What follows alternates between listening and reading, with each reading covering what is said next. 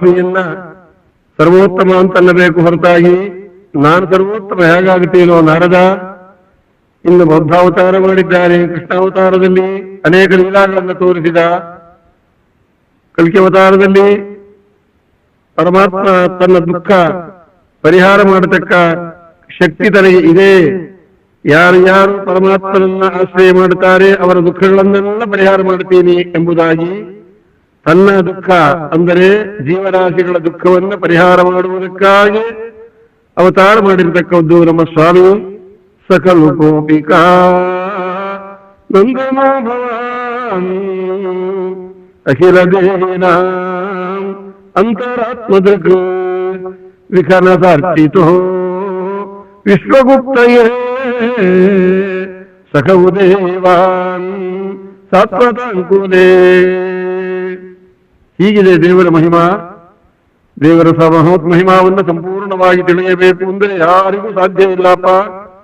ವಿಷ್ಣೋರ್ನು ವೀರ್ಯಗಣನಾಂ ಕಥಮೂರ್ಗತೀಯ ಯಃ ಪಾರ್ಥಿವಾನ್ಯಪಿ ಕವಿರ್ವಿಮವೇರಜಾಂಸಿ ಚಸ್ಕಂಬಯಸ್ವರಭೃತಾಸ್ಕರಿತಂ ತ್ರಿಪೃಷ್ಠಂ ಯನ್ಮಾಂ ನಿಶಾಮ್ಯ ಸದನಾದುರುಕಂ ಪ್ರಮಾಣಂ.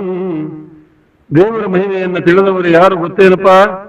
ಯೇಷಾಂ ಸೈವ ಭಗವಾನ್ ದಯೇದನಂತಃ ಸರ್ವಾತ್ಮನಾಶ್ರಿತಪದೋ ಯದಿ ದಿವ್ಯಲೇಕಂ ತೇ ವೈ ವಿದಂತಿ ಅತಿತರಂತಿ ಚ ದೇವ ಮಾಯಾಂ ನೈಷಾಂ ಮಮಾಹಮಿತಿ ಶ್ವಶೃಗಾಲಭಕ್ಷ್ಯೇ.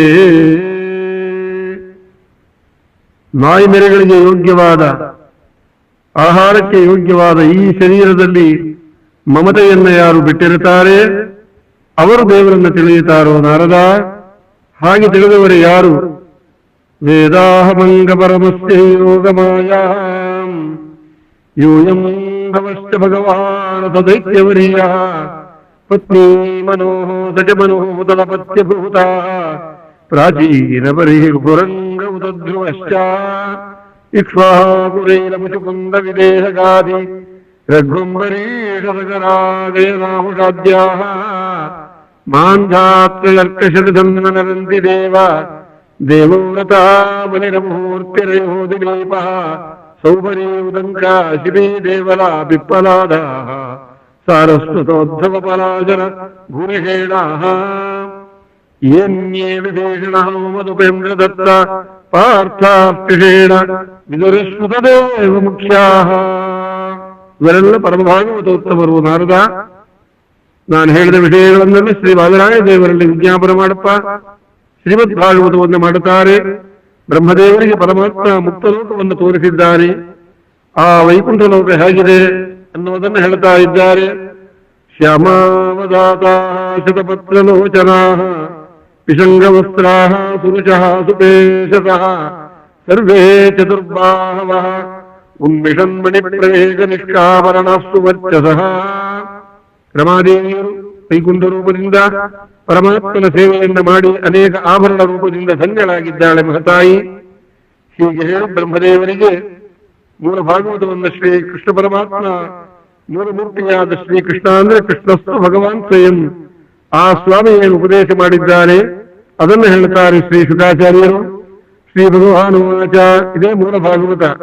ಅಜ್ಞಾನಂ ಪರಮಮುಖ್ಯಂ ಮೇ ಯದ್ವಿಜ್ಞಾನ ಸಮನ್ವಿತಂ ಸರಹಸ್ಯಂತದಂಗಂ ಚ ಗ್ರಹಾಣ ವಿರಿತಂ ಮಯಾ ಯಾವಾರಹಂ ಯಥಾ ಭಾವೋ ಯದ್ರೂಪಗುಣಕರ್ಮಕಃ ತಥೈವ ತತ್ವವಿಜ್ಞಾನಂ ಅಸ್ತು ತೇ ಮದನುಗ್ರಹಾತ್ ಅಹಮೇವಾಸವೇಗಾಗ್ರೇ ನಾನ್ಯದ್ಯತ್ಯದ ತತ್ಪರಂ ಪಶ್ಚಾದಹಂ ತದೇತಚ್ಚ ಯೋ ಶಿಷ್ಯೇತ ಸೋಸ್ಮ್ಯಹಂ ಕೃತೇರ್ಥಂ ಪ್ರತೀಯೇತನ ಪ್ರತೀಯೇತ ಚಾತ್ಮನಿ ತದ್ವಿದ್ಯಾದಾತ್ಮನೋ ಮಾಯಾಂ ಯಥಾ ವಾಸೋ ಯಥಾ ತಮಃ ಯಥಾ ವಹಂತಿ ಭೂತಾನಿ ಭೂತೇಷು ಚಾವಚೇಷು ಚ ಪ್ರವಿಷ್ಟಾನ್ಯಪ್ರವಿಷ್ಟಾನಿ ತಥಾ ತೇಷು ತತೇಷ್ವಹಂ ಏತಾವದೇವ ಜಿಜ್ಞಾಸ್ಯಂ ತತ್ವಜಿಜ್ಞಾಸುರಾತ್ಮನಃ ಅನ್ವಯಂ ವ್ಯತಿರೇಕಾಭ್ಯಾಂ ಯಸ್ಯಾತ್ ಸರ್ವತ್ರ ಸರ್ವದಾ ಏತನ್ಮತಂ ಮಮ ತಿಷ್ಠ ಪರಮೇಣ ಸಮಾಧಿನ ಭವಾನ್ ಕಲ್ಪವಿಕಲ್ಪೇಷು ನ ವಿಮುಹ್ಯತಿ ಕರಿಹಿಚಿತ್.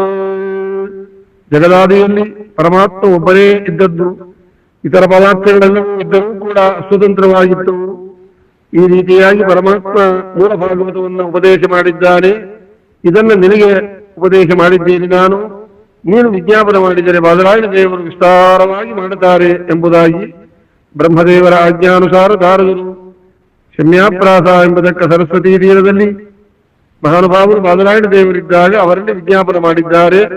ದಶಲಕ್ಷಣಗಳಿಂದ ಯುಕ್ತವಾದ ಶ್ರೀಮದ್ ಭಾಗವತ ಪರಮ ಮಂಗಳದಾಯಕವಾದದ್ದು ಎಂಬುದಾಗಿ ದ್ವಿತೀಯ ಸ್ಕಂಧದ ಕೊನೆಯ ಭಾಗದಲ್ಲಿ ಅತ್ರ ಸರ್ಗೋ ವಿಸರ್ಗಶ್ಚ ಸ್ಥಾನಂ ಪೂರ್ಣಮೂತಯ ಮನ್ವಂತರೇಶಾರು ತಥಾ ವಿರೋಧೋ ಮುಕ್ತಿರಾಶ್ರಯ ದಶಮಸ್ಯ ವಿಶುದ್ಧ್ಯರ್ಥಂ ನವಾನಾಮಿಹ ಲಕ್ಷಣಂ ವರ್ಣಯಂತಿ ಮಹಾತ್ಮಾನಃ ಶ್ರುತೇನಾರ್ಥೇನ ಚಾಂಜಸ. ಪುರಾಣ ಅಂದ್ರೆ ಸಾಮಾನ್ಯವಾಗಿ 5 ಲಕ್ಷಣಗಳಿಂದ ಯುಕ್ತವಾಗಿರುತ್ತೆ. ಇದು ದಶಲಕ್ಷಣಗಳಿಂದ ಯುಕ್ತವಾದಂತಹ ಪುರಾಣ. ಸಾಮಾನ್ಯವಾದದ್ದಲ್ಲ ಶ್ರೀಮದ್ ಭಾಗವತ ಎಂಬುದಾಗಿ ಪರಮ ಮಂಗಳಕರವಾದ ಶ್ರೀಮದ್ ಭಾಗವತವನ್ನ ಪರೀಕ್ಷಿತರಾಜರ ಪ್ರಶ್ನಾನುಸಾರ ವಿಸ್ತಾರವಾಗಿ ಉಪದೇಶ ಮಾಡುವುದಕ್ಕೆ ವಿದುರ ಮೈತ್ರಿಯ ಸಂವಾದ ಅಂತ ಮುಂದೆ ತೃತೀಯ ಸ್ಕಂಧದಲ್ಲಿ ಹೇಳತಕ್ಕ ವಿಷಯಕ್ಕೆ ಪೀಠಿಕಾರೂಪವಾಗಿ ಶ್ರೀ ಶುಕಾಚಾರ್ಯರವರು ಪರೀಕ್ಷಿತರಾಜರಿಗೆ ಇಷ್ಟು ತತ್ವವನ್ನು ಉಪದೇಶ ಮಾಡಿ ಉದ್ಧಾರ ಮಾಡಿದ್ದಾರೆ. ಅಪ್ರಾಕೃತತ್ವಾದಿ ಗುಣಗಳಿಂದ ಯುಕ್ತನಾದವರು ನಮ್ಮ ಸ್ವಾಮಿ ಎಂಬುದನ್ನು ತಿಳಿದು ಧನ್ಯರಾಗಬೇಕು. ಯಾಕಂದರೆ ಪರೀಕ್ಷಿತರಾಜರಿಗೆ ಶ್ರೀಮದ್ ಭಾಗವತವನ್ನು ಕೇಳಬೇಕು ಅಂತ ಬಹಳ ಉತ್ಸಾಹವಿರುವುದರಿಂದ ಅಂತಹ ಶ್ರೀಮದ್ ಭಾಗವತವನ್ನು ಶ್ರವಣ ಮಾಡಿ ಸರ್ವರು ಧನ್ಯರಾಗಬೇಕು. ರಾಜಾಧಿರಾಜ ಗುರು ಸಾರ್ವಭೌಮ ಗೋವಿಂದ.